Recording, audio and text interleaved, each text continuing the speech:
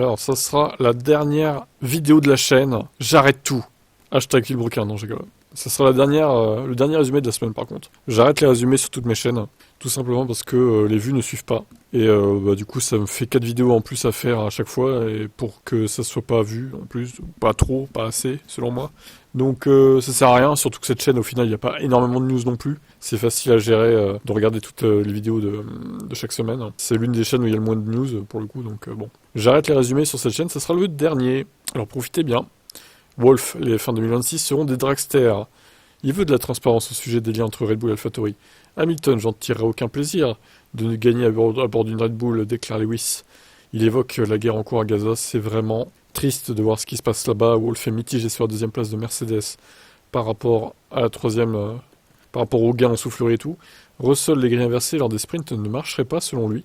Enquête sur le couple Wolf, la F1 est convaincue de leur innocence. Alors là, toute la journée du 6 décembre, il n'y a eu que des news sur ça pour le coup.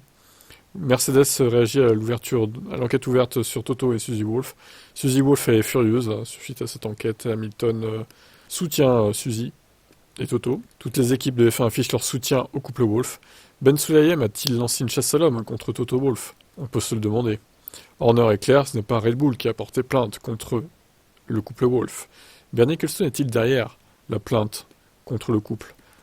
Rendez-vous pour les gars de la FIA, donc on a vu en direct sur la chaîne. C'était le dernier stream de l'année d'ailleurs. Le prochain stream, ça sera sûrement les essais privés à Bahreïn en février, comme l'année dernière, comme 2021 aussi, je crois, me semble-t-il.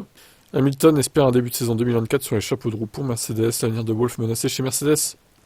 Ben Sulayem voudrait sa peau.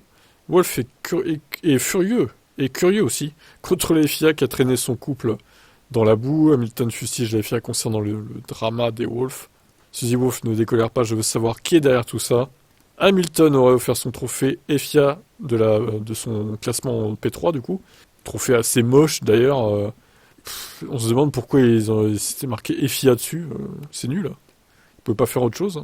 C'est pour ça qu'il a laissé, il veut pas de ça en fait, c'est de la merde. Donc un fan l'aurait récupéré, mais bon, Mercedes a démenti en fait, il l'aurait laissé là parce que il aurait eu la garantie qu'il aurait été envoyé à l'usine Mercedes ou je sais pas quoi. Bref, bizarre histoire encore. Et enfin, pour finir la semaine, James Allison, toutes les statistiques sont contre nous pour une éventuelle remontée dans le futur. Bon bah écoutez, voilà, hein. On verra bien s'ils y arrivent. Quant à moi, je vous dis à demain, lundi, donc pour d'autres actus. On verra ce qu'il y a à se mettre sous la dent concernant Mercedes. Même si évidemment, bon, il y a moins d'actu que sur la chaîne mère Tib F1, c'est sûr. Voilà, allez bye, à la semaine prochaine.